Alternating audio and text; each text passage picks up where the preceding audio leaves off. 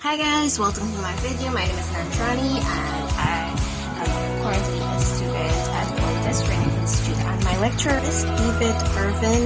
I'm sorry if I'm pronouncing your name wrong, miss. I do apologize.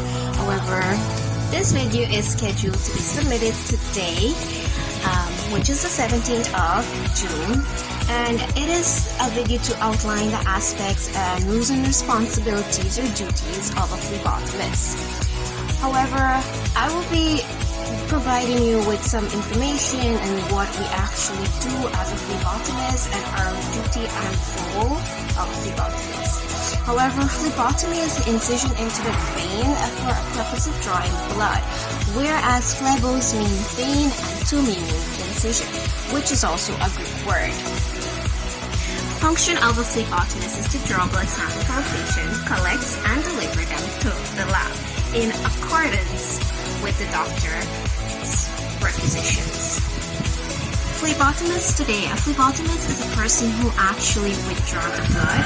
A phlebotomist is someone like me who actually work along with patients and guide them through the process of having to withdraw the blood.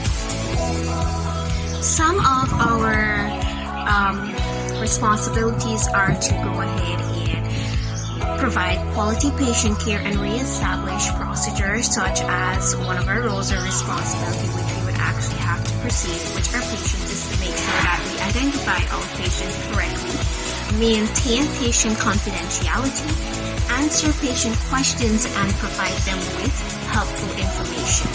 We also need to reassure our patients and help them relax before we go ahead and withdraw the blood. Some patients may be nervous, some patients maybe have a phobia to the needles and so on, so we give them that reassurance to make sure that they'll be able to relax during the process.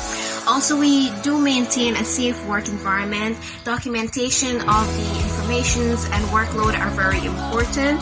That is one of the most important aspects as a phlebotomist, or one of our most important responsibilities.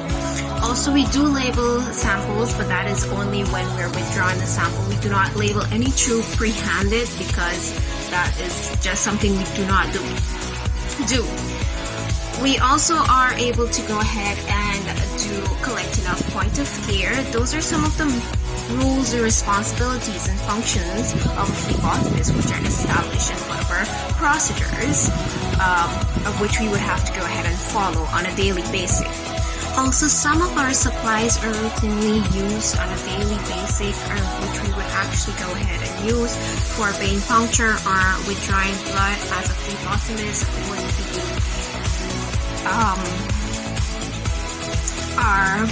we have our ETS tube holder, which we use this to do an ETS draw with this, which is a tube holder. We also have our tube, which we would use on routine. Depends on which color or what we're drawing for, whether it's lavender or red. We also use Band-Aid, alcohol wipes, the tourniquet of course, which must be at least 3 to 4 inches above the antefossal area, and we have our syringe. Also, there are two types of vein which we would go ahead and use, which would be, those veins would be the H and the M vein. However, for the H vein, the one which would be most preferable or acceptable would be the cubital vein, which is the media cubital. That would be the vein located near the center of the antecubital area, which is acceptable for the H vein. And for the M vein, the most acceptable one would be the median vein, which is shown right at the end there. The vein which is also known as the intermediate antevirtual vein. This vein is not close to any nerves or any arteries either. There are also several types of gauges or needles that we actually use. Some of them beginning from 16 to 18. Which is mostly used for donating blood. So the larger or the higher the gauge, the smaller the needle. The lower the gauge, the bigger the needle. We also always place our bevel up when we're doing a vein puncture, especially when it comes to our syringes and our needles. We also do have 20 and 21 gauges, which are hypodermic needles. These needles are used specifically for multi-samples on normal veins on patients. Also, we do have 22 and 23. However, those are the butterfly needles. These needles are used for veins that are small and difficult on both adults, infant, and children. Also, there are a few components which we would use for the ETS and the syringe system. Some of the components are needle tube holders and evacuating tubes. For the syringe, we would use transferring the tubes as well as the tube holders. So there are a few types of vacuitator tubes, such as light blue, which is considered of sodium citrate. Also, the department for the light blue tube would be coagulation department. We also do have red, which the additive in red would clot activator, and that is also the department for that. Red tube would be chemistry. We also do have plain red that does not have any additives in it, and it could go under immunology department, serology, blood bank, and chemistry. We also do have, there are red and light gray. This tube does not have any additive and it belongs to it doesn't have a department. We only go ahead and discard this tube. We also have red, black tiger, gold, and red gold. The additives in these tubes are clot activator and separating gel. These tubes belongs to the department such as chemistry.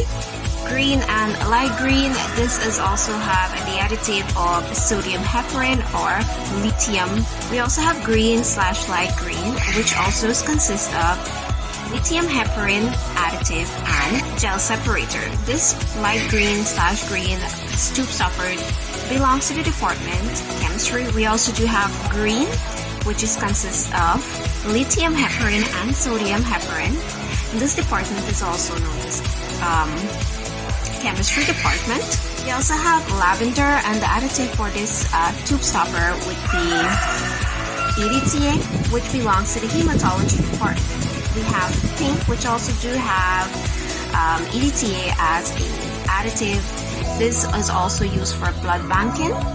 Gray, which consists of the additives such as sodium fluoride and potassium oxalate. This tube stopper is for the department chemistry.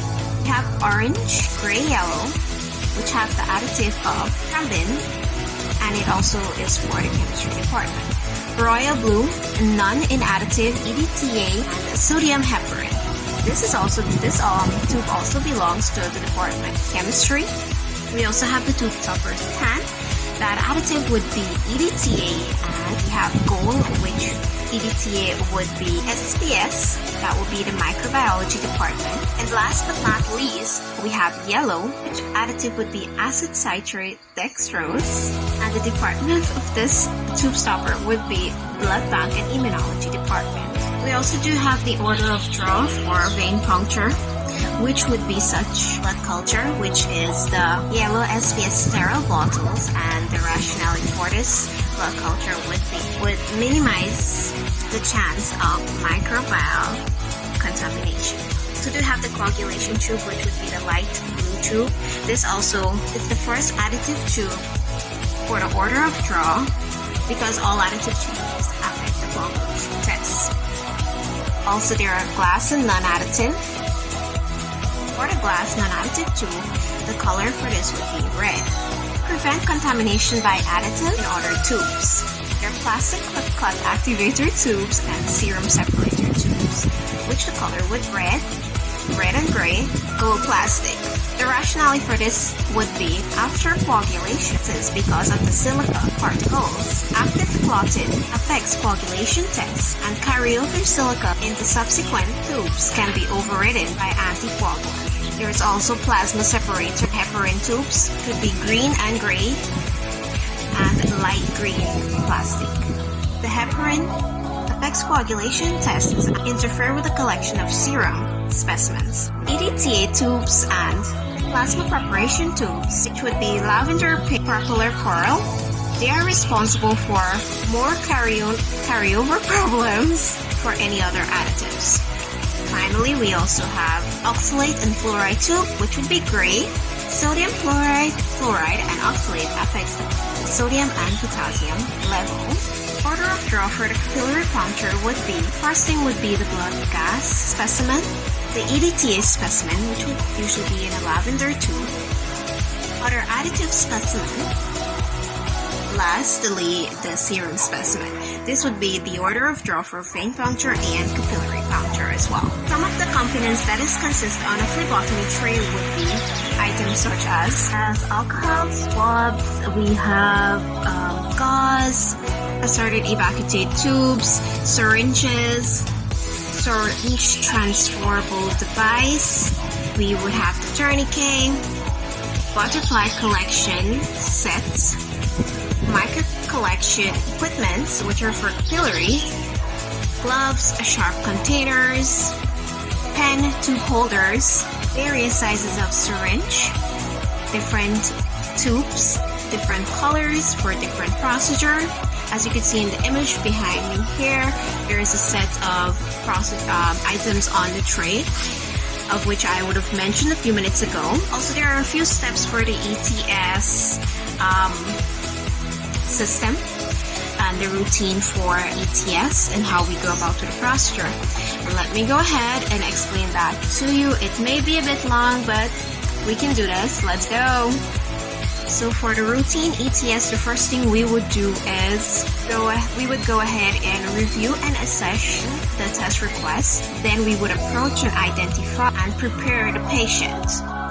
After that, we will go ahead and verify if the patient is actually have a latex allergy, verify the patient diet so that we can go ahead and continue with the process of the ETS routine. Fourthly, we must sanitize our hands. Then we're going to go ahead and position the patient, apply the tourniquet, and ask the patient to make a fist. After making that fist, you select the vein and then release the tourniquet and have the patient open their fist.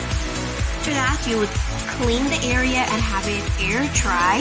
After having it cleanse area air dry, we will go ahead and prepare the equipment that we're going to be using for the ETS routine, and then we're going to apply or wear gloves. We're going to reapply the tourniquet on cap and inspect the needle.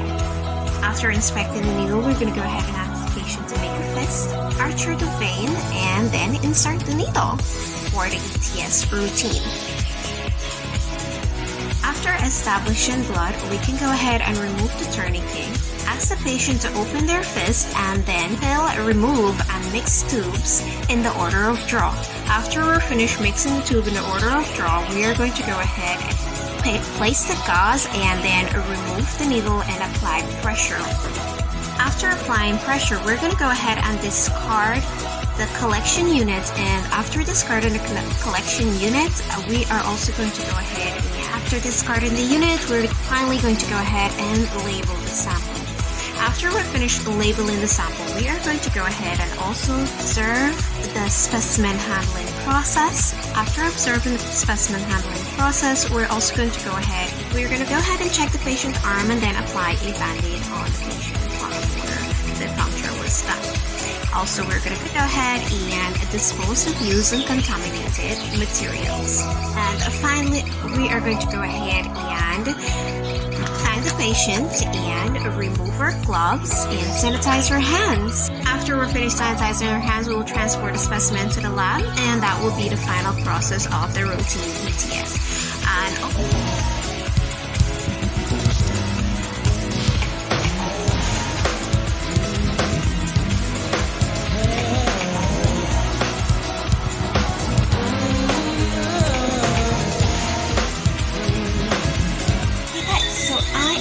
go ahead and tell you the capillary puncture, which would be a finger stick. To have that done, you will have to follow the process from Chapter 8 in your textbook from Step 1 to Step 3. After that, then you're going to go ahead and sanitize your hands and put on a gloves. After you sanitize your hands and you put on a gloves, you're going to go ahead and position the patient. After finish position the patient, you're going to go ahead and select the puncture site or the incision site, warm the site if acceptable, and warming the site if acceptable, we would go ahead and cleanse, and then have the part where we'll be puncturing air dry. After having it air dry, then we're going to go ahead and prepare the equipment. Once the equipments are prepared, then we're going to go ahead and puncture the site. After the site is punctured with the lancet or incision device, then we're going to go ahead and wipe off the first drop of blood. After wiping off the first drop of blood, then we're going to go ahead and fill and mix the tube with the blood. After the tube is filled and mixed with the blood, we are going to go ahead and apply gauze and apply pressure on that site. Then we're going to check the site to make sure it is okay, and then apply a band-aid. After we dispose and use of contaminated materials, and then thank the patient for being there. After the patient's left, we're going to go ahead and remove the gloves, my apologies, and then sanitize your hands.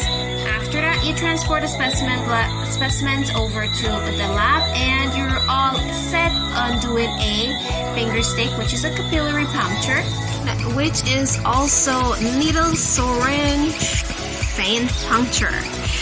Sorry, my procedures are super long. I do apologize. However, these are some of the main procedures which we would have to follow on a daily basis when we're doing different vein puncture. For the beginning of the needle syringe vein puncture, we are going to go ahead and do the same as routine ETS vein puncture. After we finish the same as the routine ETS vein puncture, we're going to go ahead and proceed and do preparing of the equipment, and then we're going to put on our gloves, which is very important for us to go ahead and use. We're going to go ahead and apply the tourniquet, uncap, and inspect the needle. After inspecting the needle, we're going to go ahead and ask the patient to make a fist, and then we're going to archer the vein. After archering the vein, we're going to go and insert the needle. Once the needle is inserted and blood is established, we also go ahead and release the tourniquet and ask the patient to release the fist or open their hands. After that is being done, we are going to also go ahead and proceed with the filling of the syringe. After we fill the syringe to the ml or the amount that we actually needed to actually withdraw from that patient, we are going to go ahead and place the gauze and withdraw the needle. Once the needle is withdrawn, we would apply pressure. After pressure is applied, we are going to go ahead and we're going to discard the needle, fill the tubes, and discard the syringe and the transferring device. Once those items are discarded or thrown away, we are also going to go ahead and follow the procedure by continue the same procedure as the vein puncture for the routine ETS. Once we follow those same procedures in labeling and how to have the specimen and taking it to the lab, we're all set and good to go from there. Just remember your procedures, because these are the most important things that needs to be done whenever we're doing a vein puncture, needle syringe, and any other vein puncture done. However, the next one that I want to go ahead and proceed with is the pediatric vein puncture, which we would usually go ahead and get done. For pediatric, we have extra steps because that would be for the kids. Some kids may be a bit scared, some kids might be, well, kids are always scared. And when it's come to pediatric vein puncture, we have to be able to be calm and be able to go ahead have a very confident approach whenever we're doing a pediatric vein puncture, because we're dealing with kids, and whenever we're identifying a patient, we have to do a double identification or two identification, because the kids will be with their parents, and once we're doing that, we'll need to identify the parents and identify the kids as well, or the child, or whoever we will be doing a pediatric vein puncture on. We also have to be able to find out past experience with blood collection for the patient, which we will be working along with. We also have to develop a plan and ask how cooperative is the child. After verifying how cooperative the child may be, then we're going to go ahead and place yourself at the child's level and explain and demonstrate the procedure. After placing yourself to the child level and explain and demonstrate the procedure, we are going to go ahead and establish a guideline of which we will provide to the patient or the child to let them know what exactly we're going to go ahead and do. Be honest and let them know that it may hurt do not lie to a patient, especially when it comes to child. They can be very persistent at times, especially when it comes to vein puncture. So we have to be honest with the child and let them know that it may hurt. Then we're going to encourage the patient to be involved in a level of which they will be comfortable in being a part of the procedure. If per se a patient do not want to be involved in the process of having the vein puncture process done on their child, we could also ask for assistance. And those will be most of the procedure which we would follow whenever it comes to pediatric vein puncture. And that is really... Also, I would like to touch on some of the problem sites of which we would have when we're doing a vein puncture. Some of those sites would be scarred or burned sites. There are also hematoma sites, swollen sites, or we can have sites such as the one with the IV line. Also, there are possible patient complications and conditions such as latex allergy, antiseptic allergy, excessive bleeding, and fainting. There are also some procedure which we would go ahead and follow when a patient faints, which I will be more than happy to go ahead and provide with you guys the procedure. Procedure that we will go ahead and follow when a patient faints would begin such as we would release the tourniquet, remove and discard needle as soon as possible, apply pressure to the site while the patient lower their head so that they will be able to breathe. And we're going to go ahead and talk to the patient. After speaking to the patient, we are going to go ahead and give the patient physical support.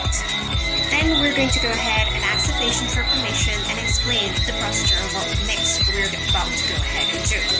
It is also necessary to loosen up any tight collar or tie. After that, you can apply any cold compressor or washcloth to the forehead or back of the neck. After applying the wet cloth to the forehead or back of the neck, then we're going to go ahead and call a first aid personnel if the patient does not respond.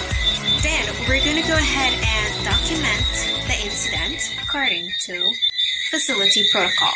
And this would be the procedure which we will go ahead and follow if any patient perchance faint while you're doing a vein puncture.